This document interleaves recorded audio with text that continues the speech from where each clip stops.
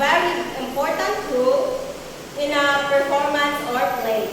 The director is the one who guides the actors during rehearsals to make sure they perform their rules correctly and that the story is clear and interesting to the audience.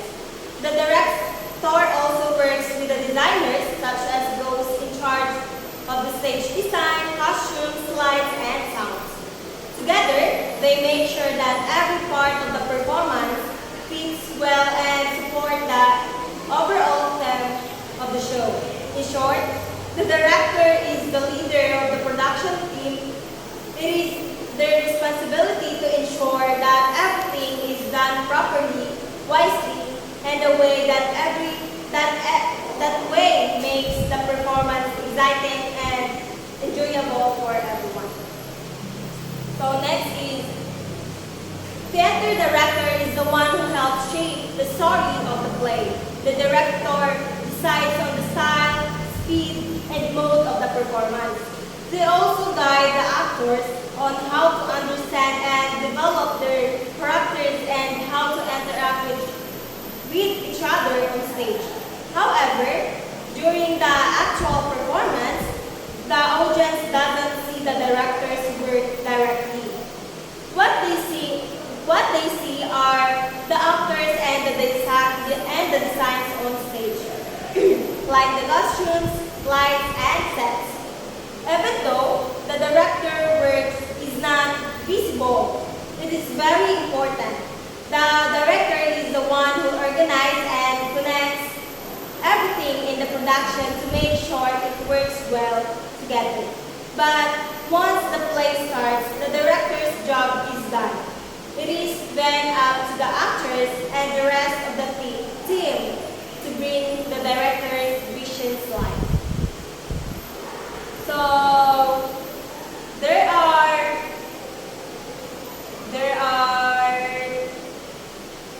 three types of directors based on their approaches in directing, such as traditional, auteur, and the postmodern. So first is the traditional director. So traditional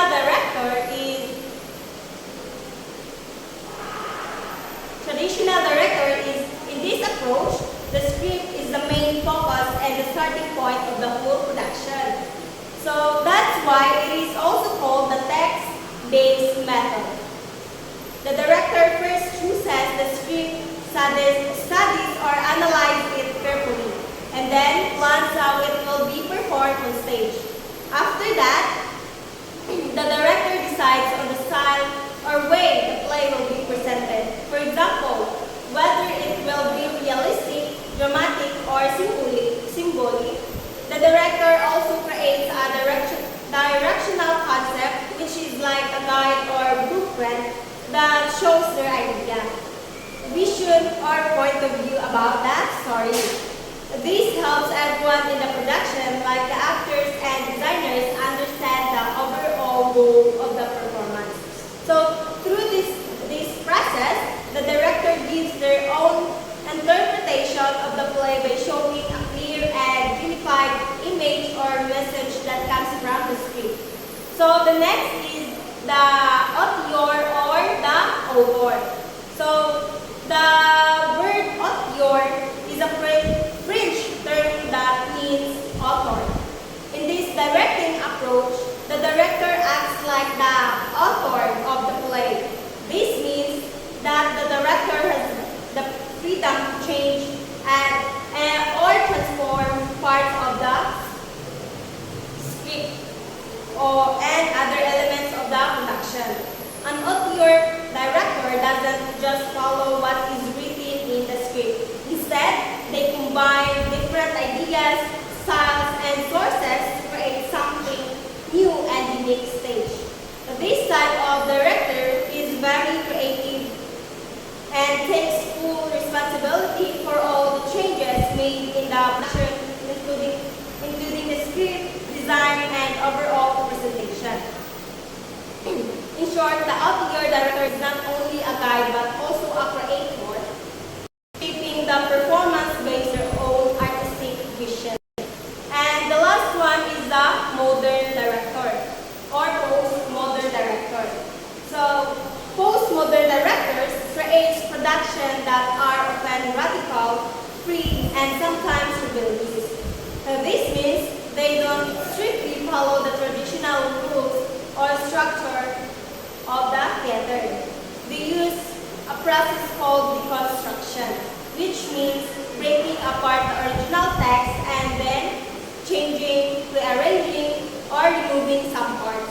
Sometimes they even use certain parts of the story in a different context to give you meaning or to challenge the audience expectations.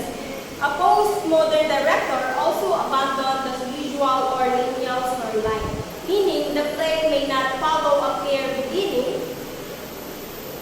beginning, middle, and end. So, for example, a postmodern director might take William Shakespeare's Romeo and Juliet and change the setting to a modern city mixed in video projection or pop music, and even rearrange the scenes so that the story doesn't follow its original order. So the result is a new, creative version that still shows but the total modern creativity, freedom, and new perspective see the story in a new light.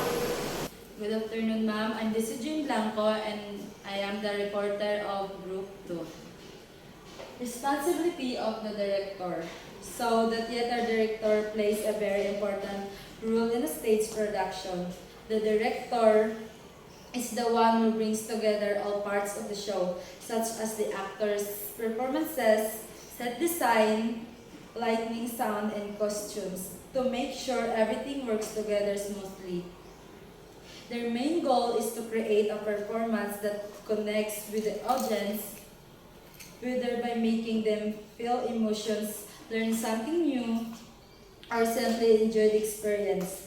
In short, the director is responsible for guiding the whole production and making sure it becomes a complete, meaningful, and well-organized piece of art. Thank you. Good day, ma'am. I am Kimberly Benson and I'll be reporting the theater space. Theater space is an essential part of the stage production because it brings both performers and the audience together in one environment designed for effective performance.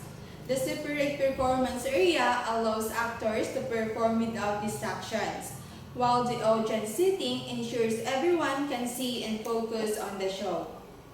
Dressing rooms are also important because they give actors a private space to change costumes and prepare for their roles, helping them to play run smoothly. And lastly, the three-dimensional setup of the stage and audience arrangement helps make the performance look more real and dynamic, allowing the audience to feel more connected to what is happening on stage. So, there are 4 types of theater stage. Theater stage is another important element is the theater space where performance and audience members come together. It is important to have a separate performance space for the actors and audience. For audience sets for the audience. It is likewise essential to have a dressing room for performers where they can change costumes. This space also serves as the entrances and exits of the actors. And theater, this space requires three-dimensional features, hence stage space and audience need to be placed in different configurations to allow the actual three-dimensionality of the space. So the first stage of theater is the proscenium stage. A proscenium stage theater space has audience seats facing opposite the performance space. It is usually constructed in rectangular form with the performance stage on one end and the audience seats on the other end, allowing the illusion that audience members are looking through the other end of the box. This audience view is framed by the proscenium arc, which defines the rectangular opening in the performance space.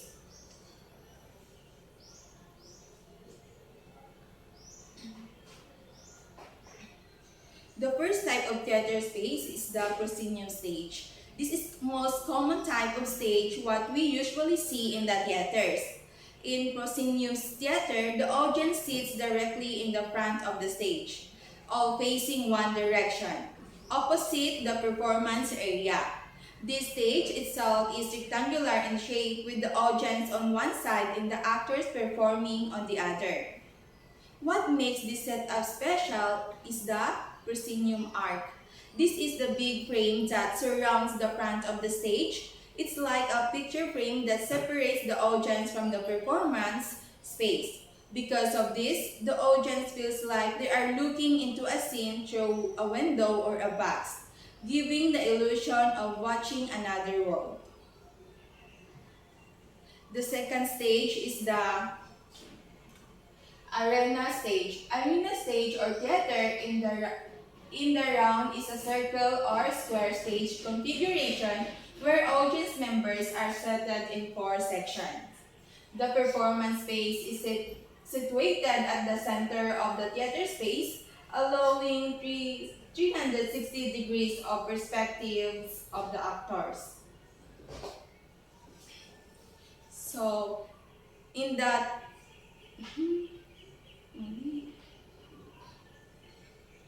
in the second stage is the arena stage, also known as a theater in the round.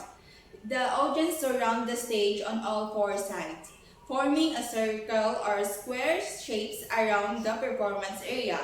The actors perform at the center, which means the audience can watch the performance from 360 degrees all around the stage. These setups create a very immersive and close experience because the viewers are seated very near the actors, almost like being part of the scene. However, it also means the performers must be careful with their movements and positioning so that everyone, no matter where they sit, can see the action clearly. The arena stage is great for creating a strong sense of connection between the performers and the audience.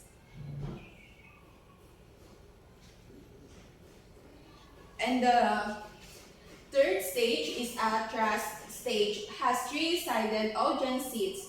Its stage extends to the audience area, allowing audience members to be fully aware of the presence of the other audience members. In this arrangement, different sections of the seating arrangement look across the other seating areas. So, in truss stage, the audience surrounds the stage on 3-sided. This means that stage actually extends or thrusts out into the audience area, bringing the performers much closer to the viewers. Because of this setup, people sitting in different areas can see not only the actors but also the other members of the audience across from them. This kind of stage creates a more intimate and engaging atmosphere, since the performers are surrounded by the audience and can easily connect with them. However, it also requires careful blocking and movement, because the actors need to make sure they are visible from all sides. Overall, the truss stage makes the performers feel more dynamic and interactive.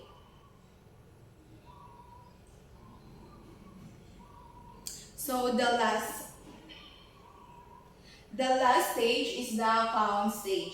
A found stage is any space that can be utilized for a theater performance. It can be in shopping malls, churches, garage, factories, school grounds, and train stations. These spaces, which can be inside or outside, Private or public provides an open possibilities for creative pieces to be developed inspired by the unique actor-audience relationship and exciting design possibilities.